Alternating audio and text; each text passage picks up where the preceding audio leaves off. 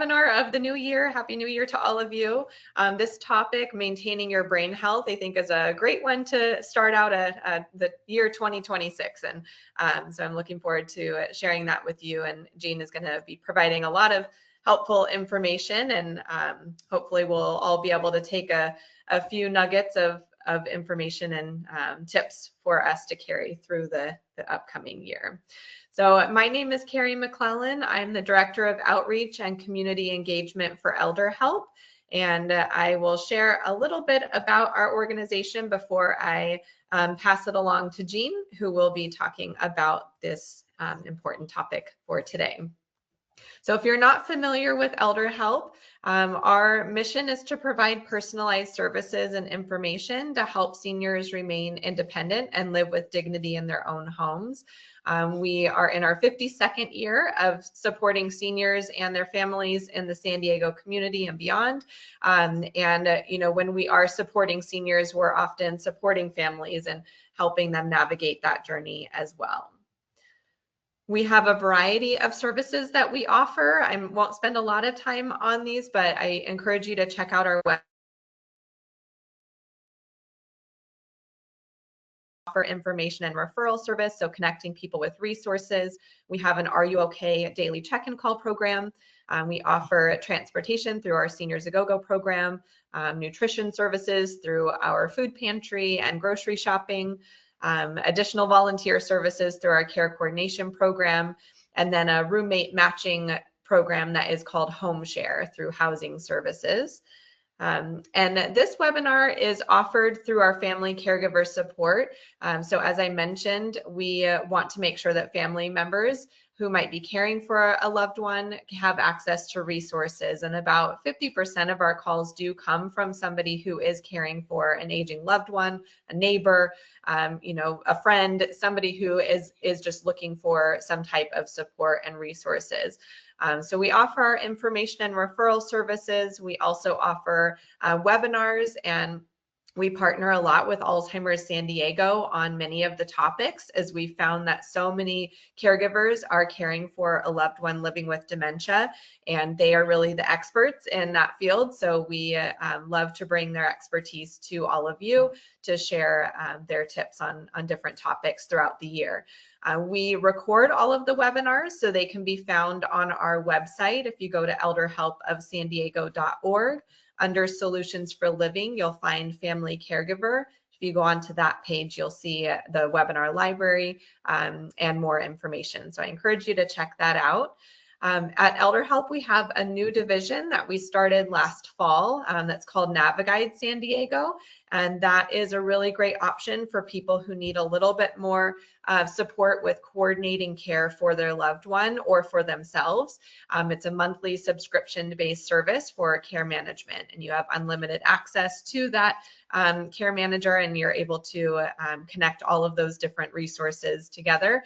And it can be month to month, so it's just short term if needed, or it can be long term. So I encourage you to check that out. And the link for that program is on our Family Caregiver page as well. We also do partner with Southern Caregiver Resource Center, another great organization here locally in San Diego.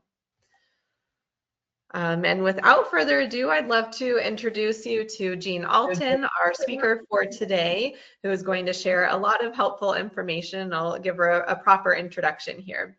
So Jean Alton has several years of experience working with people living with dementia, their care partners, and their families. She has worked in a variety of settings, including memory care, adult day programs, as a support group facilitator, dementia care coach, professional certified geriatric care manager, known as Aging Life Care Professionals, and currently as a dementia educator. Jean has been with Alzheimer's San Diego since 2018, providing both in-person classes and online presentations on many different topics within the areas of dementia. Jean has a bachelor's degree in psychology and recreation therapy for the aging population. She is also a TIPA SNO Positive Approach to Care certified independent trainer. So obviously she is very well versed in this topic and has a lot of experience and knowledge to share with us. So Jean, welcome. I'm so happy to have you here again, and look forward to you sharing more about this important topic.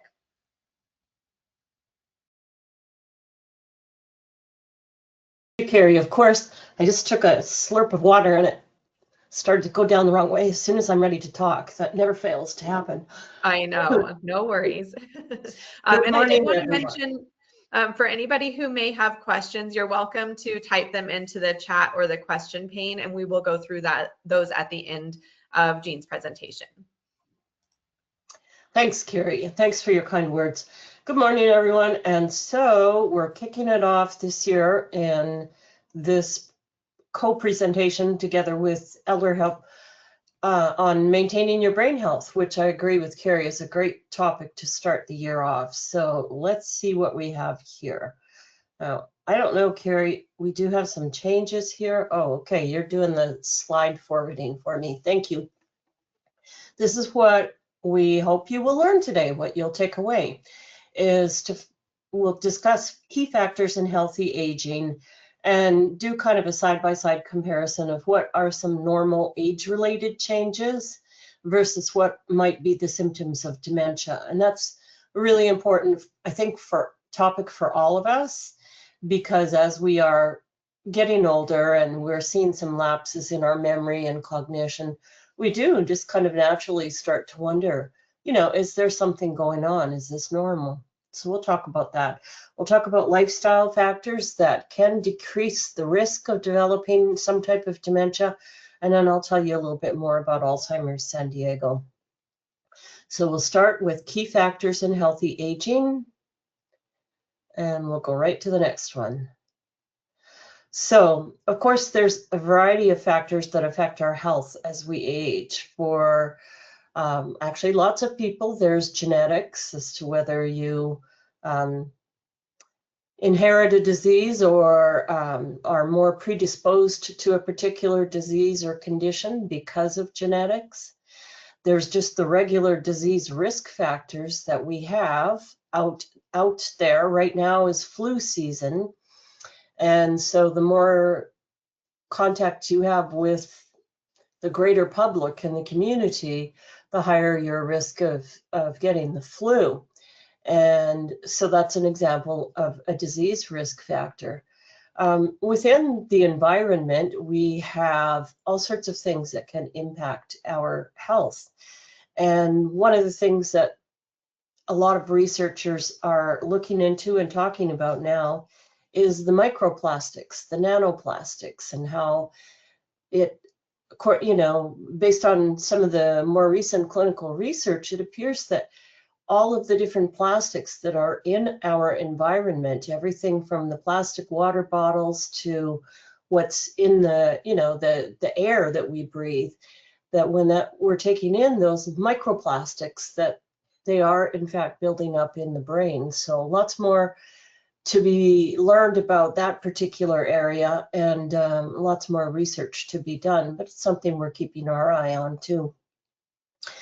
Culture is a factor that can affect our health as we age too, depending on, you know, what culture you belong to or where you come from, or what, you know, your culture's kind of lifestyle factors are. These affect our health in terms of what we do, what we eat, you know, how we approach our health, how we access health.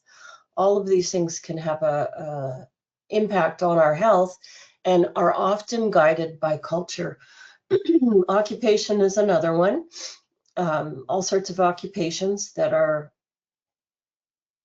you know, produce higher risk factors for developing diseases and conditions over the course of time. And, you know, one of the ones we talk about much more frequently now is that having a desk job, like what I'm doing right now, is a risk factor because it leads toward a more sedentary lifestyle when you're sitting in front of a desk all day. Our education impacts our health as we age, just in terms of knowledge we have about the things we can do to protect and preserve our health, the things we can do to decrease risk factors that may result in a health condition. The more knowledge we tend to have, the better with that. But education also then has an impact in terms of how we access health care. And so this is something that does for sure impact health. And we have the lifestyle and controllable factors, which is really what we're going to focus on here today. A lot of these other things we have little or no control over, but lifestyle and controllable factors, we'll delve into that. So let's have a look.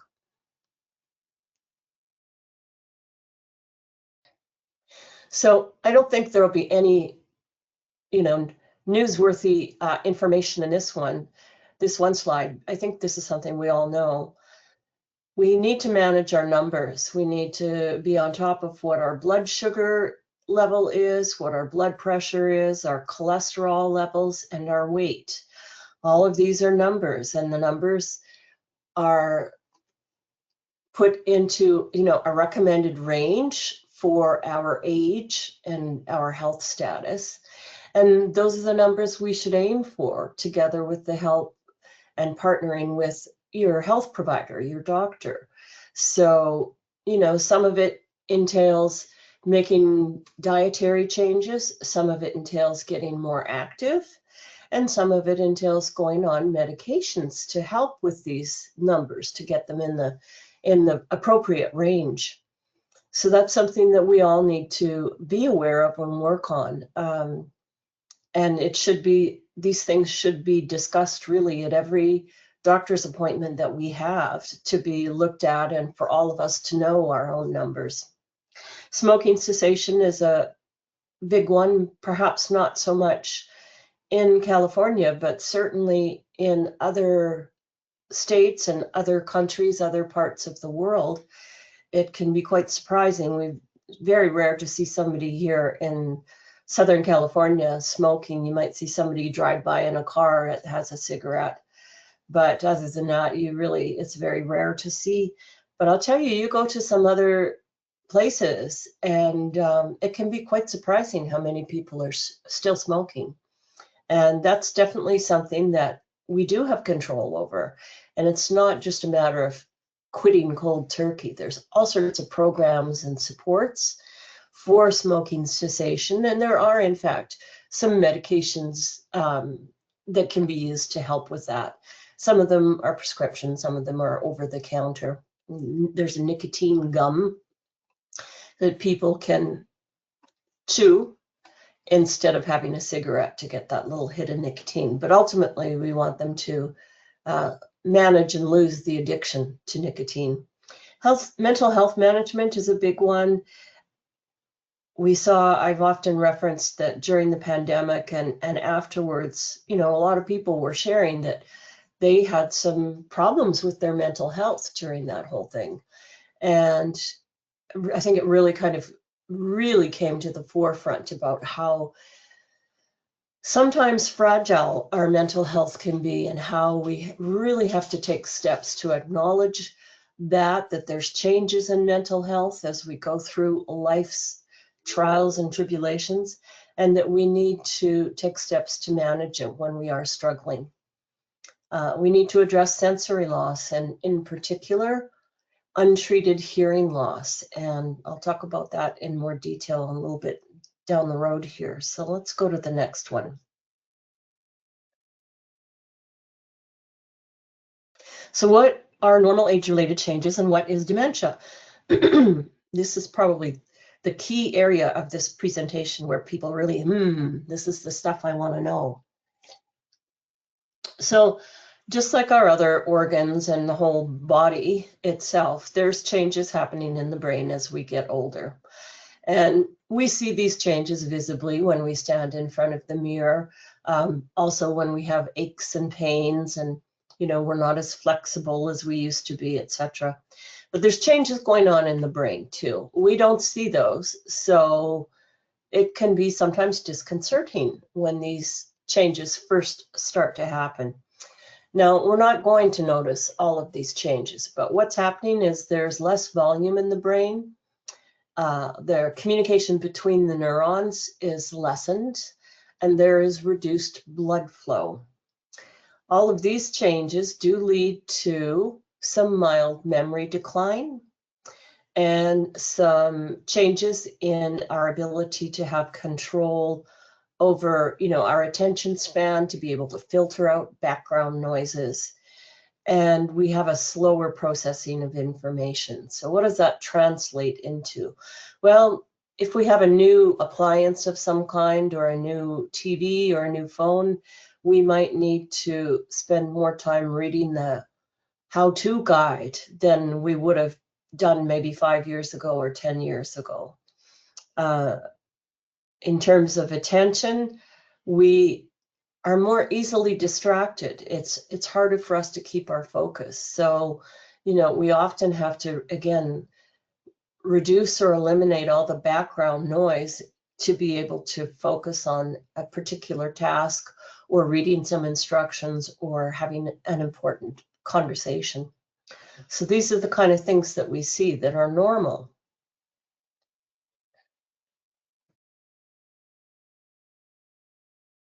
We get the next, there we go. So what are some possible symptoms of dementia? Well, the first thing that we're going to say is anything that is a marked change from what would normally be expected for that person. And so if my memory has been really good all these years, I remember all sorts of specific details about different times and places and people in my life, some from long ago and some from not so long ago. And 2, 3, 4 months down the road, all of a sudden, my memory, I'm having some much more significant memory loss, and particularly for recent events. And so people around me may be noticing, they'll say, well, how was that concert you went to? And I may say, well, no, we didn't go to that concert, when in fact maybe we did. Or it may be just as simple as, forgetting to go to a doctor's appointment, or to just do some of the daily tasks that we normally do, and those are slipping by the wayside. So a marked change is what we're looking at. Something that is significant enough to interfere with daily activities. So another example would be having problems managing the finances, the accounts, keeping bills paid. If that's something we've always been able to do and do well, and now all of a sudden there are envelopes coming in the mail with a red bar at the top saying overdue, overdue, or checks are being bounced, or payments, or whatever it is. These are significant enough to interfere with our daily activities. If our finances are kind of falling by the wayside, that could lead to a whole bunch of trouble. Everything from services being shut off to, things going to collection, and, maybe enough to interfere with mortgages and stuff and loans that is of a much more serious nature. The areas in the brain that we see the possible symptoms of dementia are primarily memory, thinking, cognition, so that's like problem solving, doing sequential thinking about things in terms of what needs to happen first, being able to kind of see the big picture and use good reasoning and judgment with regards to decision making. So that's what we're talking about with thinking. In the physical realm, we're seeing changes in the sensory areas. The visual field changes. We see not so good fine motor control. We see changes in perception, and that is affecting then balance and how we're navigating through our environment. And then sometimes we see changes in behavior, and it might be some significant changes in behavior.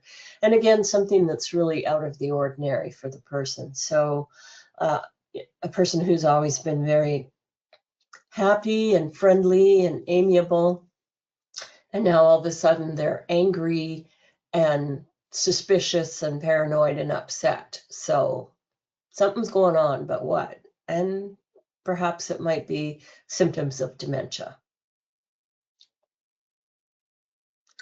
So we're going to just kind of delve into it a little bit more to give more specifics. So with memory, and this is for dementia symptoms, we might see people getting lost in familiar places. They know their community, they've lived there for a long time, many years, and now they're getting lost when they're going to the grocery store or trying to come home from the grocery store. So places that they really know really well, and now they're having difficulty navigating. That could be a symptom.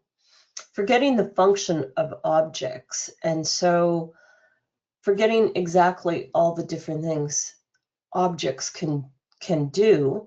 Maybe we have somebody who is taking the coffee from the coffee pot from earlier this morning and trying to heat it up in a pot on the stove. And I come in and I say, honey, what are you doing? And my husband says, well, I'm heating up the coffee. I want to have some coffee. And I say, well, just put it in the microwave. Oh, okay. I don't remember, not remembering how to use the microwave and exactly what it does. And it can be all sorts of other things too. An example I often give is this one, which visually I don't know how good this will look to you folks, but you'll get an idea. Is how many of these do we have on our coffee tables or side tables? And then we often have these as well too.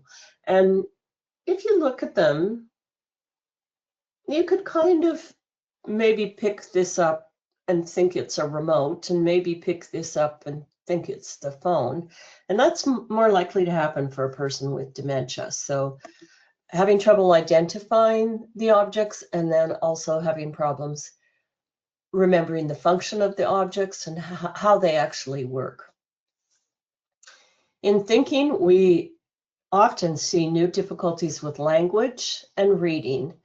Also could be with writing and or working with numbers. So the guy that was the CPA, an accountant, and loved numbers, was always able to just crunch the numbers even in his head. And now all of a sudden the bills are not being paid, and they're having trouble with that. The person who has always been an avid reader and now we notice they're not picking up a book or reading the way they used to. We may see it in writing as well too, just in the sense of maybe you ask them to sign a card, write a sentiment or a greeting of some kind on a card, and they're having problems with that and may just be able to write their initials. So that would be an example. We do see changes in judgment, insight, or reason, and this can sometimes have serious consequences because people just don't have that executive function to tell them, wait, we should move cautiously here. There's some red flags. So it puts people with dementia at higher risk for abuse of various kinds, including financial. It can also lead a person to make a poor judgment decision in terms of, let's say, one of our super rainy days that we had not so long ago and a cold. Maybe they're going outside with just a light t-shirt on, no jacket, no raincoat, no umbrella. That would be a change in judgment, not recognizing that, I need to be properly dressed and otherwise I'm going to get really wet and cold. But it can also be just, I'll give you a quick example of a family I worked with a while back. The gentleman had Alzheimer's disease, and he was very socially on.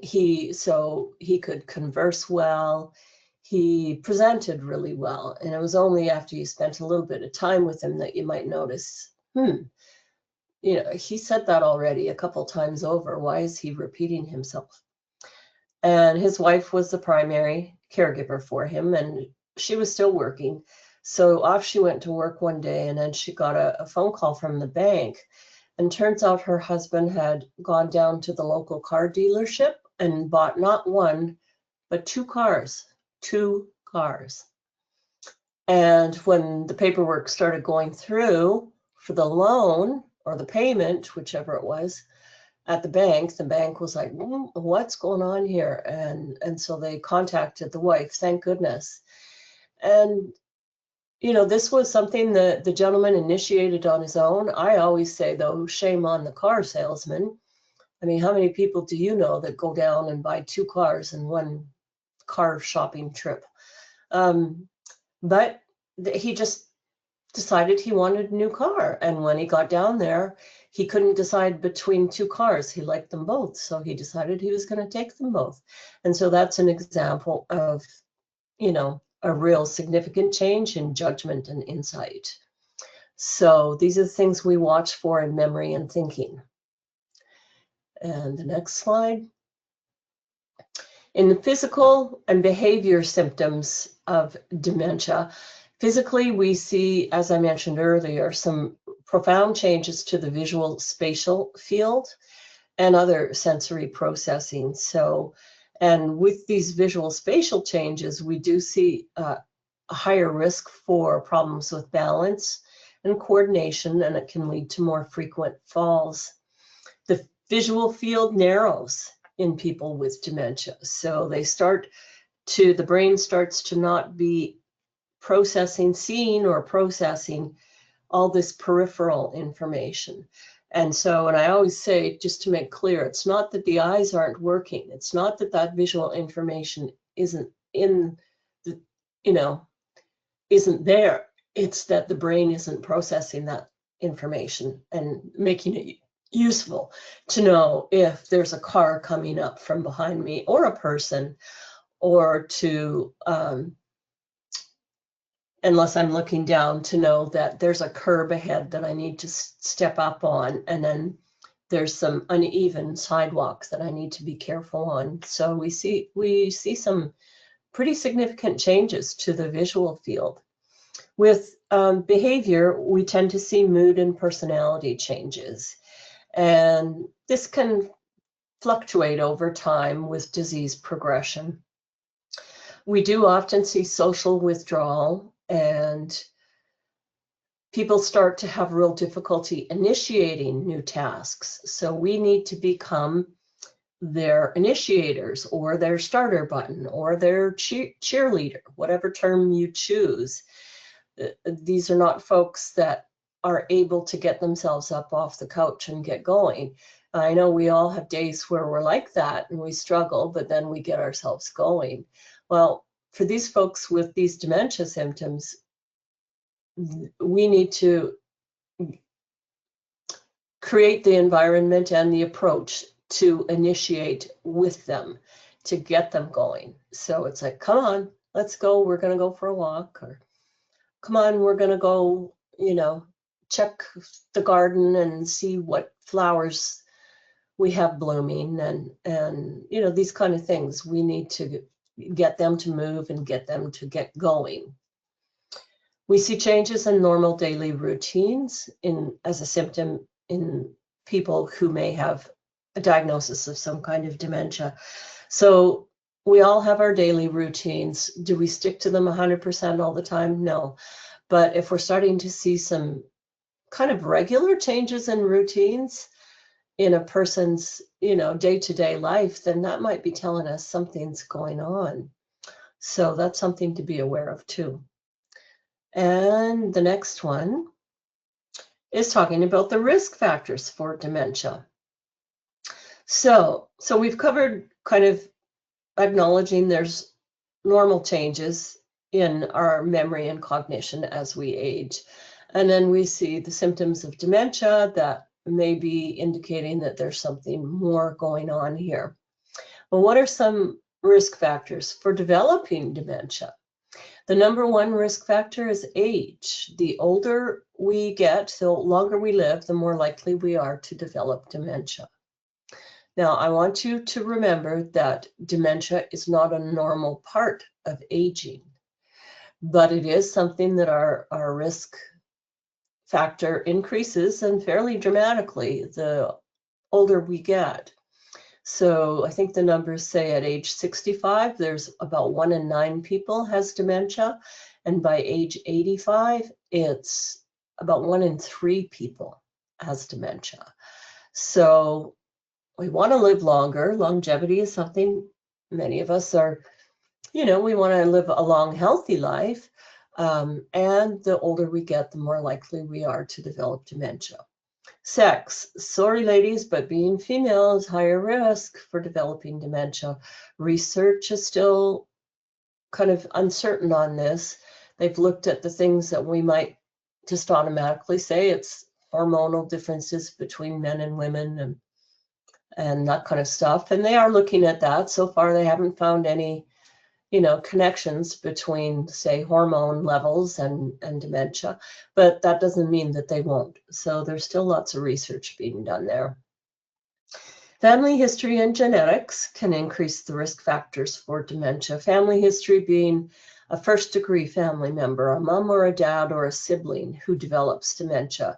That ups your risk of developing dementia. And then in some cases, it's genetics, where people have a genetically strong disposition to developing, in this case, dementia. The controllable numbers one, the health factors of high blood pressure, heart disease, diabetes, type 2 diabetes, these things that all of our health numbers can have an impact on. If we have them, if we are diagnosed with high blood pressure and heart disease and type 2 diabetes, that increases the risk factor of developing dementia. So once again, underscoring how important it is to have good control over those numbers. Keep them in the range that is recommended for you.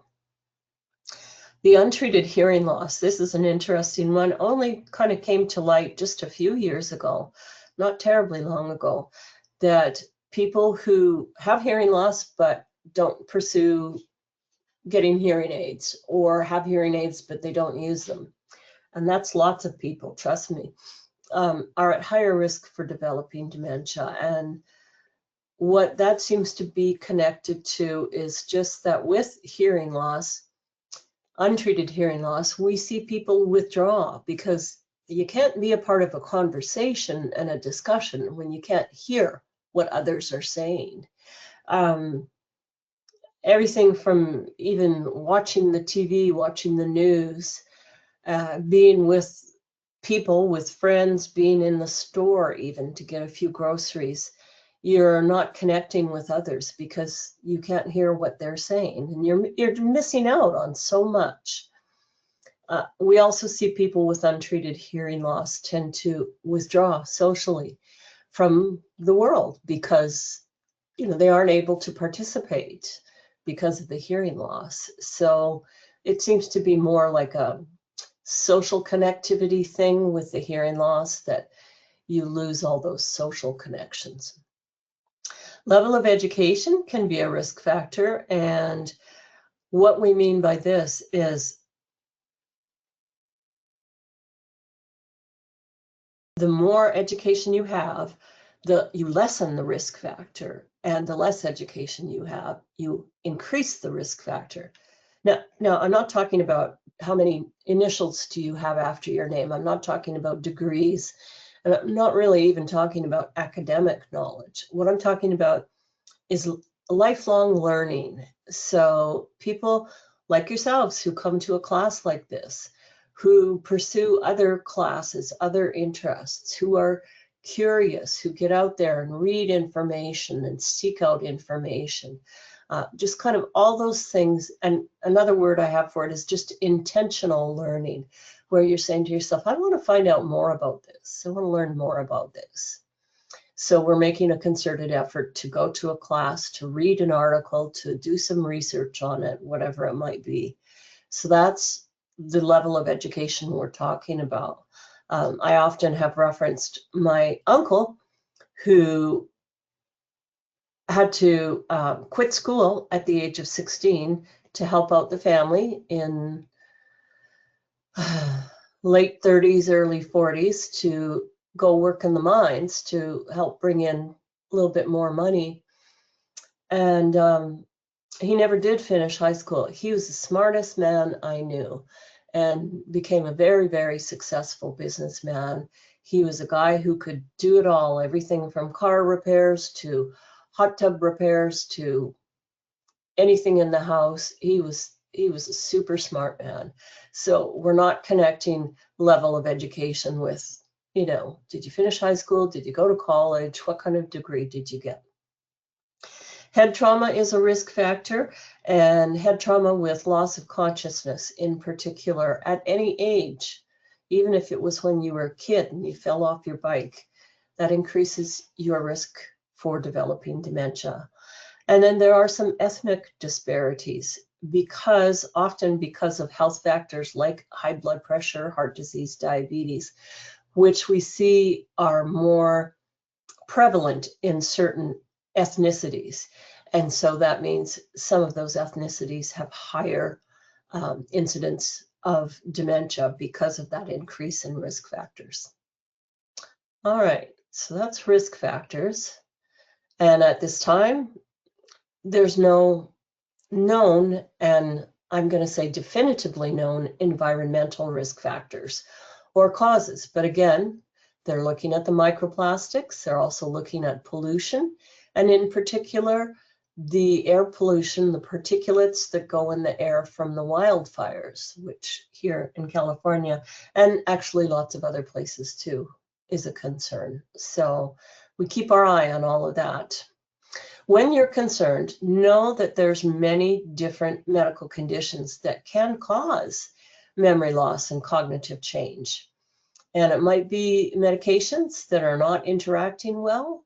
And that could include over-the-counter medications, folks. Maybe it's depression. It might be an infection of some kind that's an underlying infection that's gone undetected. That is...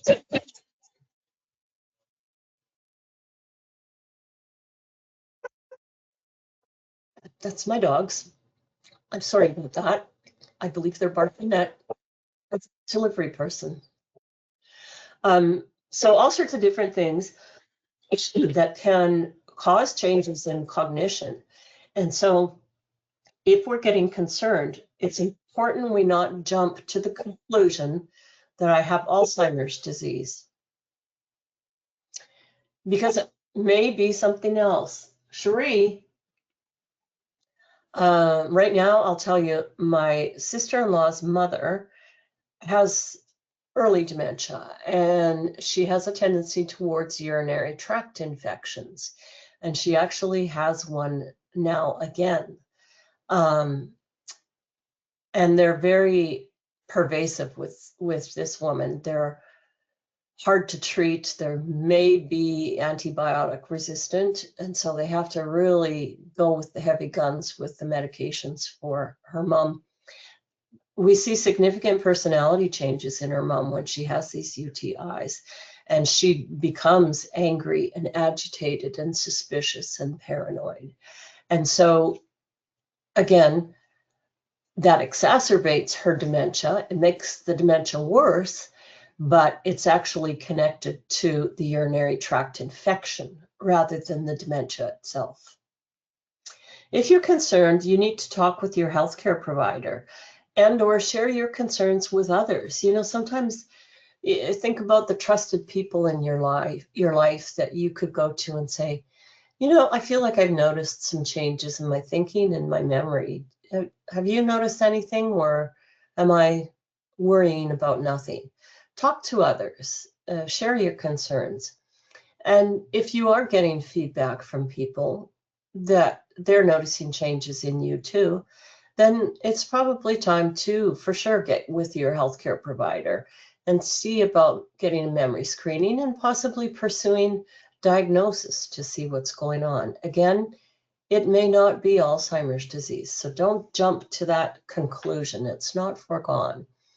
There's lots of other things that can be treated and attended to that can help reverse those memory and cognitive changes that a person may be experiencing.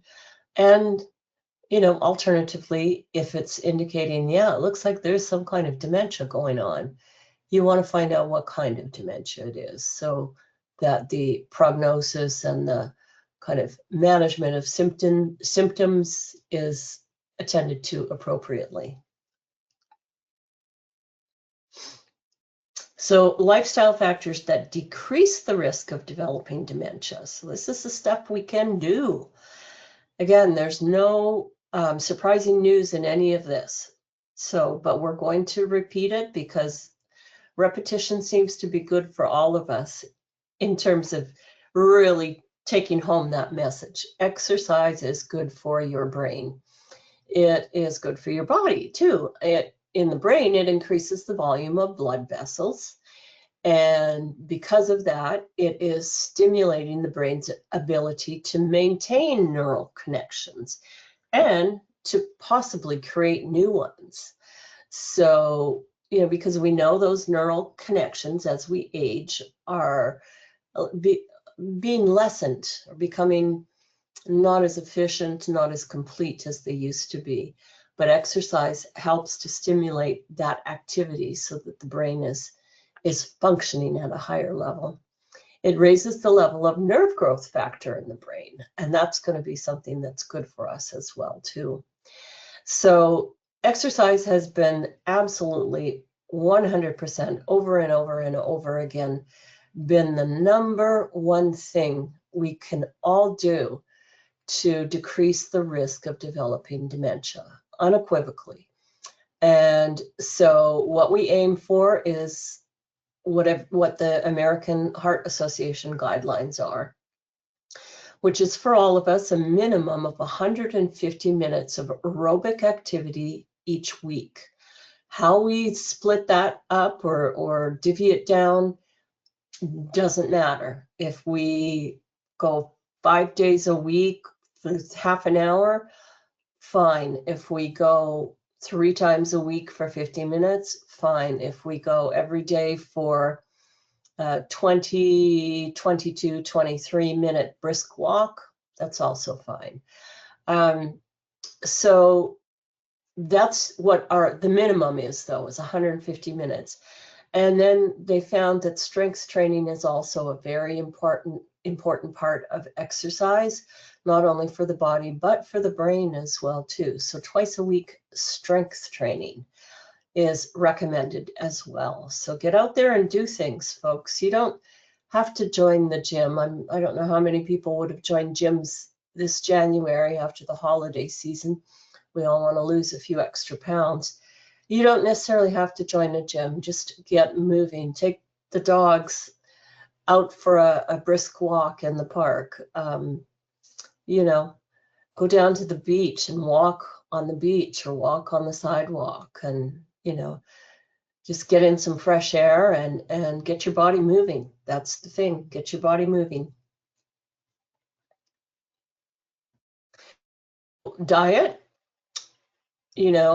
is important. And again, no big surprise here. The diet that is most recommended is called the MIND diet. It combines the Mediterranean diet with the DASH diet, which is a low sodium diet. And so you can look that up, the MIND diet, or just look up the Mediterranean and then the DASH and kind of put those together. Involves lots of vegetables, especially leafy greens.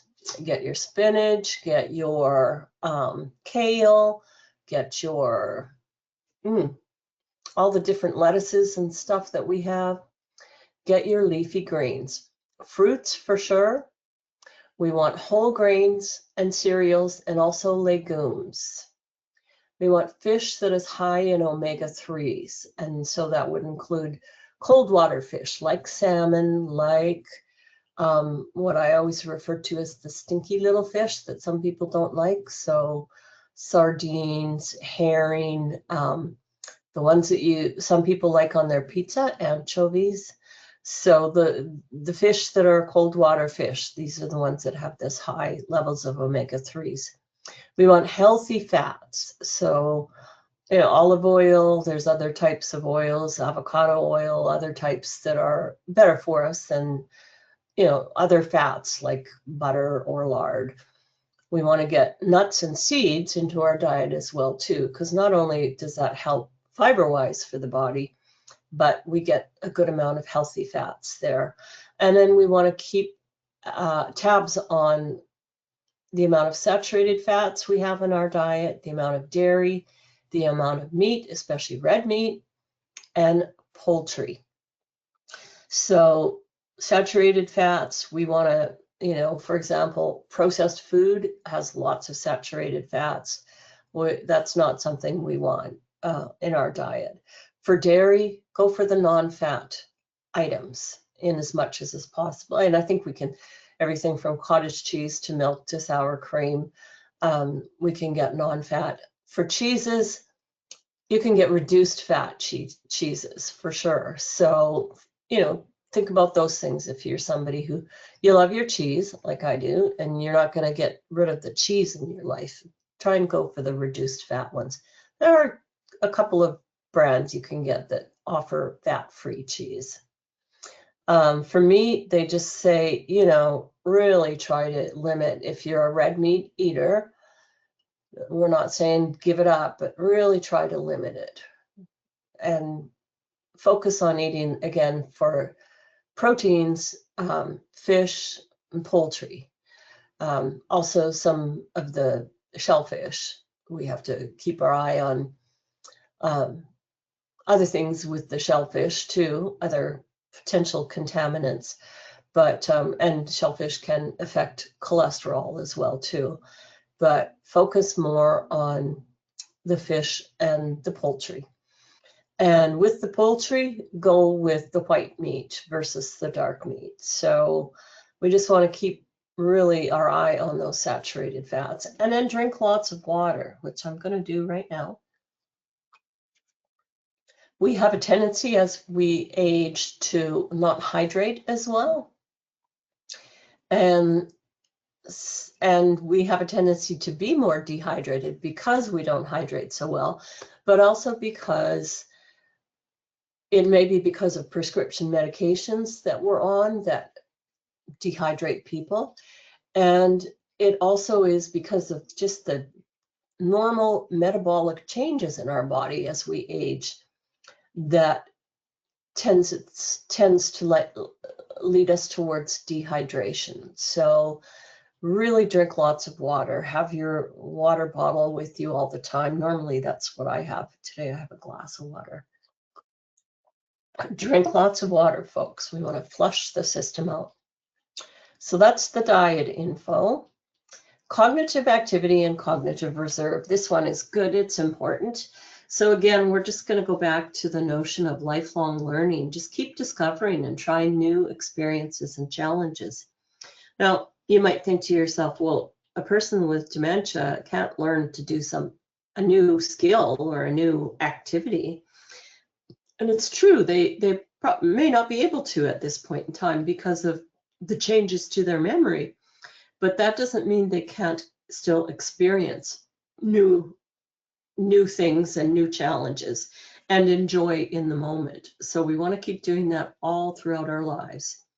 Keep learning. You want to take ukulele lessons, then do it. You know, we're not looking to become the new Don Ho. We just want to have some fun and acquire a new skill. I met a couple a while back at one of my classes, and they were just lovely to talk to.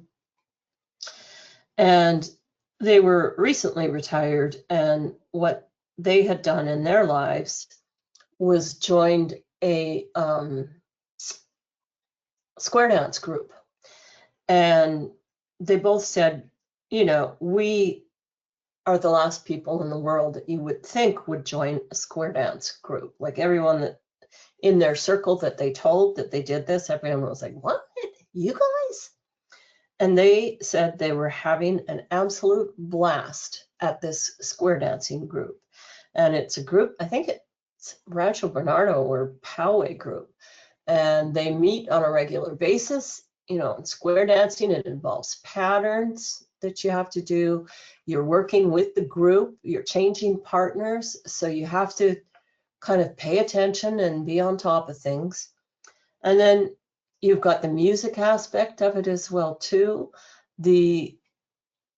just the coming together of people. And apparently what this group does is they also get together outside of the square dancing lessons, just to get together to go to a restaurant, just to get together socially. And they just said it was just the best thing, and they were so happy they joined this square dancing group. So that was the shout out and recommendation for square dancing. Have fun. Like this couple were describing this square dancing, they were having fun. This whole group is having fun. They're incorporating the music, which I think is so powerful in our lives. And just think of all the things we can do with listening, singing, playing, dancing, you know, beating out a rhythm, drums, whatever it might be. So get out there and have some fun, folks, and keep learning. And it's also important to choose activities that have personal meaning and purpose. And I think, again, I guess this square dancing couple would be a good example, because they themselves thought it would be the last thing on earth they might like. I honestly don't remember what it was that spurred them on to join the group. If they just said, look, let's challenge ourselves, let's go out of our comfort area for a minute.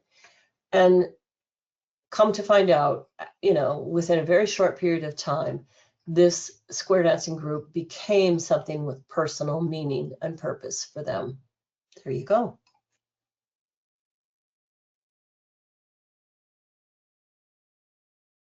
Social connection, very important.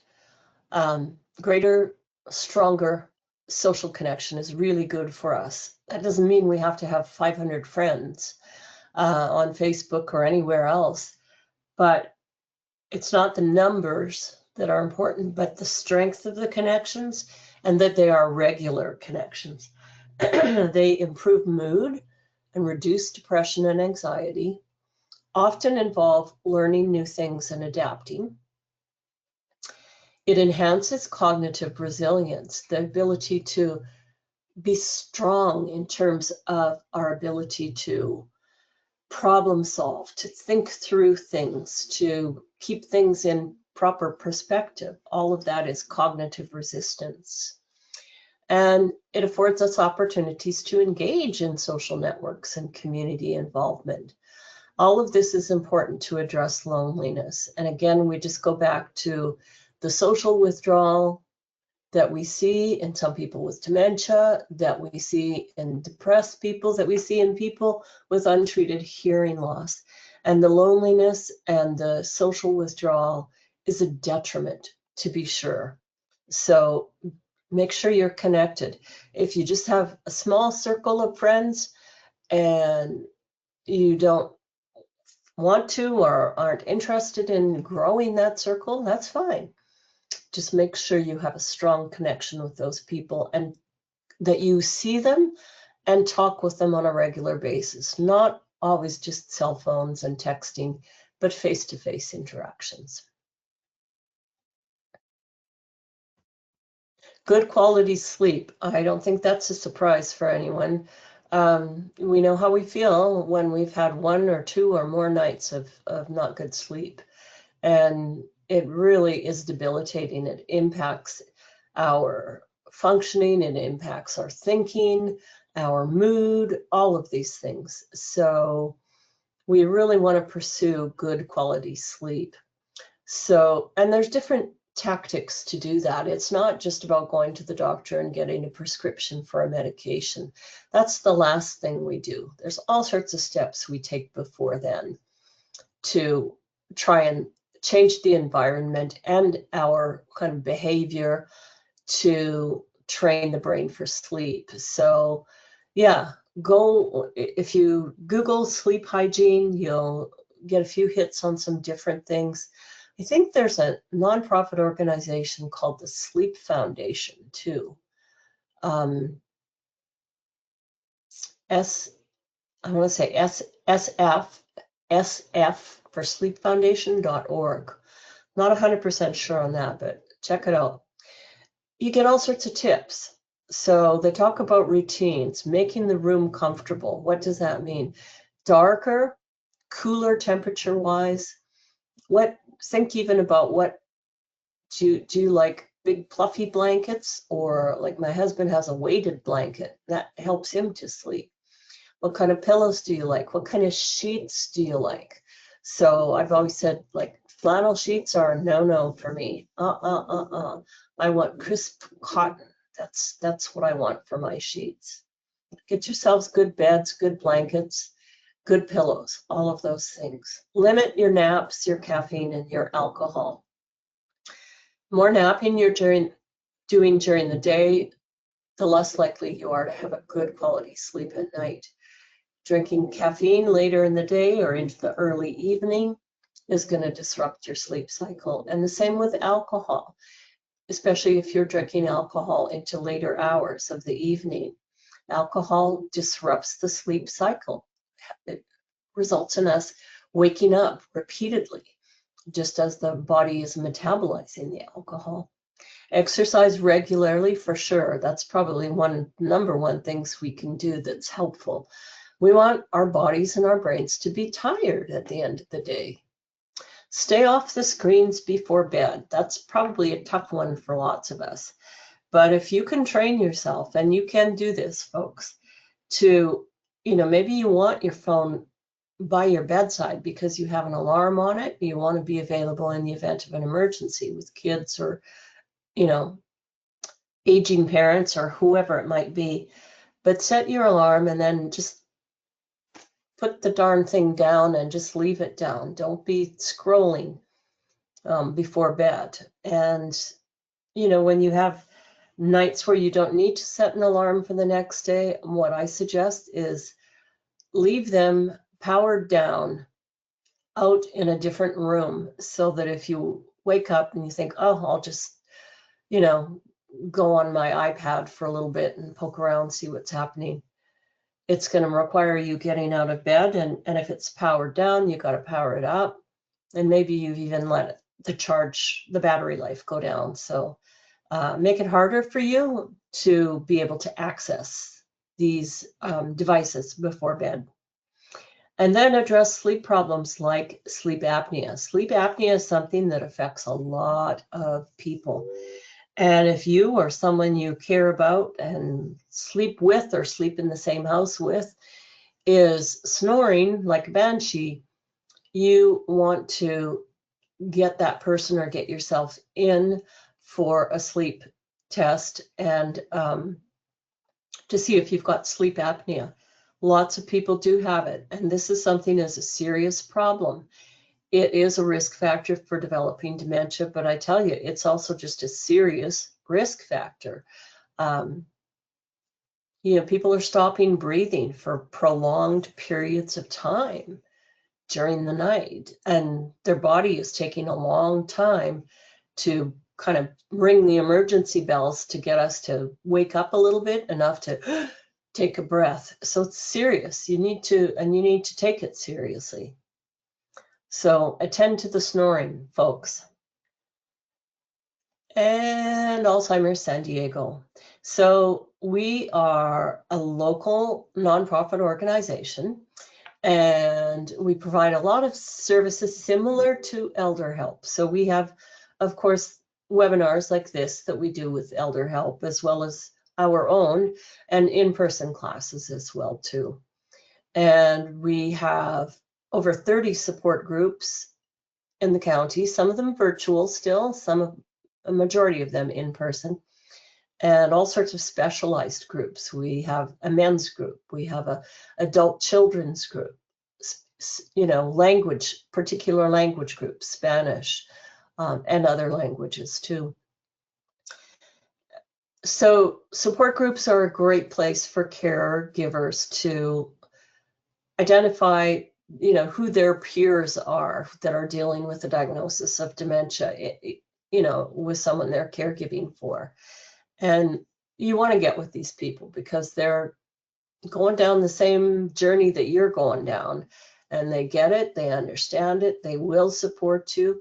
You can share ideas, solutions that you found that work for you, resources, and all that kind of stuff. And it's a real particular area of support that I think a majority of caregivers really do need, because it can, navigating this as a caregiver, navigating this, any type of dementia can be a lonely situation to be in, a lonely job. So you want to get connected with people. We have a respite program that's really terrific. We train volunteers to be able to come into the home and act as a companion with the person who has dementia, to be with them and interact with them and do activities and things together for up to 4 hours a week, with the intention of providing the caregiver with that 4-hour break to be able to go meet friends for lunch or get some things done, or I always say take a hot bath and then a nap. So it's a great program to provide caregivers with that respite. And I always say too, our team does a really fantastic job of matching up volunteers to families. We've had some real connections take place between those two groups, the volunteer and the family, where people have stayed connected even, after maybe the volunteer has moved on to another position or another job or whatever it may be, graduated from college and gone on to something, or if the person with dementia has died. These families they're still staying in touch with their volunteers.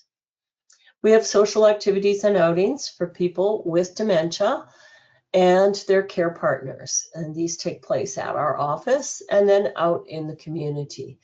No cost. All of these programs and services are at no cost to the community. You do need to register for them. We do all the arranging and coordinating, so then you just need to show up. But it is something where the caregiver is required to be with the person with dementia. We provide memory screenings. You can just call us and ask to speak to a dementia coach and arrange for a memory screening. We can tell you all about clinical trial openings here in San Diego County. We have a volunteer-based program for people living alone in the community with some kind of memory loss, dementia going on. And then our dementia coaches is a team of professionals that are answering the phones Monday through Friday, 8:30 to 5. And we just have a wealth of information at our fingertips. Whatever you're looking for, we probably have it. We have resource lists, tip sheets,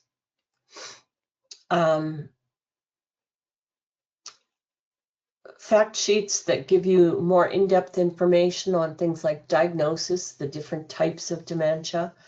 We have information on how to better communicate with a person with dementia, lists of neurologists and doctors in the area that specialize in memory disorders, just this wealth of information.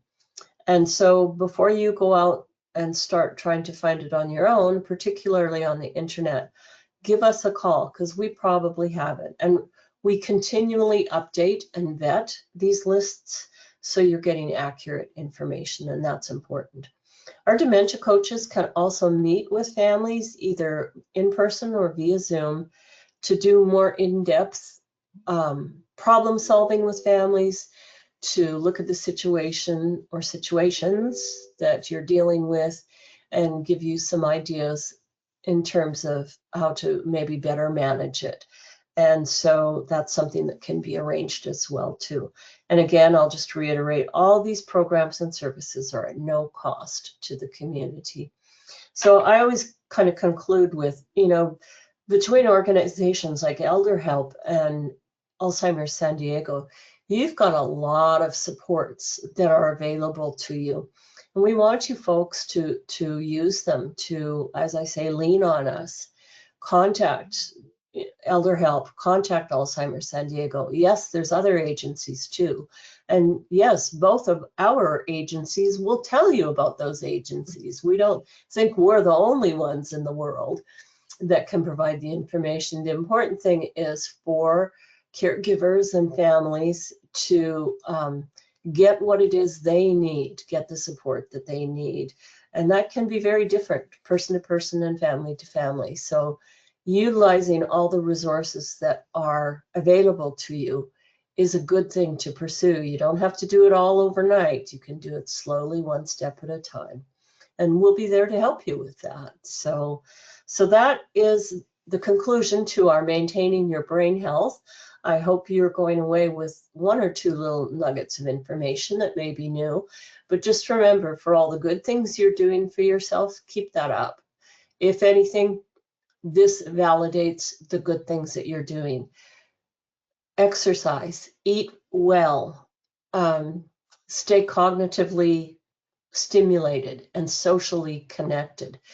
Take care of your numbers, get your hearing attended to, get your sleep apnea attended to. All of these things are really important. We want people to live well. That's it.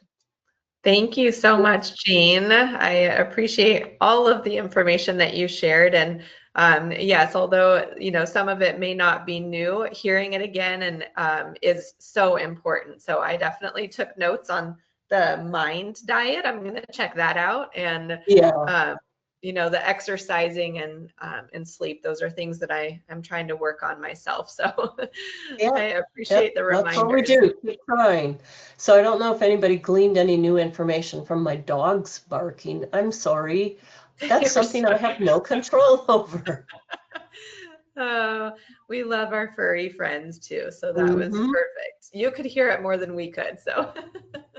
Good. I'm gonna check to see if there are any questions that came in. I didn't see anything in the chat, but let's see. If anybody does have a question, feel free to type it in. I don't see a question other than a thank you. So I think that the attendees also appreciated the information. And what I love is that you not only provide the tips, but you kind of set the stage for it and the understanding of why these things are so important and how they can affect each of us. So I think that you do a really good job of giving that well-rounded presentation. So thank you again, Jean, for all of that. And I will be following up with an email that has a link to the recorded version. So if you know somebody who wasn't able to make it today that you want to pass it along to, feel free to do so. I'll also include Alzheimer's San Diego's contact information in that email and a PDF version of the slides so that you have those for reference. But you'll have our information too. So if you have any questions, feel free to reach out and we're happy to connect with you and help you navigate whatever it is you might be dealing with. But doesn't look like there's any questions. So I think we'll close out for today. And again, thank you so much, Jean. Thank you all for attending and hope you found some helpful information to carry along with you for the new year.